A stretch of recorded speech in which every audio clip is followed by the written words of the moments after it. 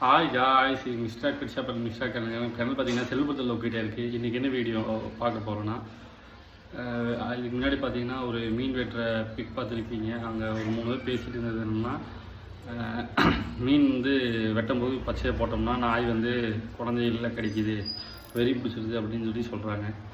ஆனால் வந்து அது வந்து ரீசன் கிடையாது.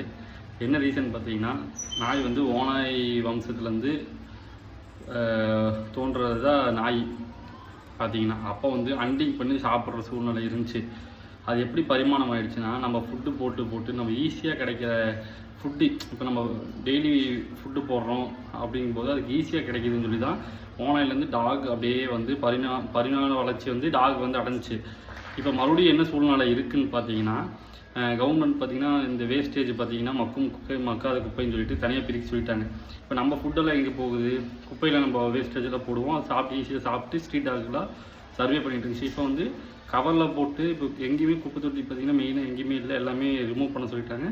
காலைல வந்து வண்டிக்காரங்களே எடுத்துகிட்டு போயிடுறாங்க. அப்போ ஸ்ட்ரீட் டாக் என்ன ஆகுனா, மறுபடியும் உணவு கிடைக்காத சூழ்நிலை வரும்போது மறுபடியும் ஹண்டிங் பண்ண ஆரம்பிக்கும். மறுபடியும் பேக் ரிவர்ஸ் ஆகுது. அது எப்படின்னா ஓனாயோட இதுக்கு போகும்போது ஹண்டிங் பண்ண ஆரம்பிக்குது.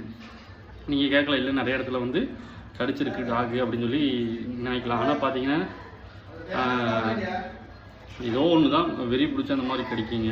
சரிங்களா, இது தெரிஞ்சுக்கோங்க. மற்றபடி உணவு கிடைக்கிறது எதுவுமே போய் டக்குன்னு பிடிக்கிறது, விளையாட போகும்போது அவங்க பயந்துட்டு தச்சையில் நினைக்கிறது அது. Thank you friends.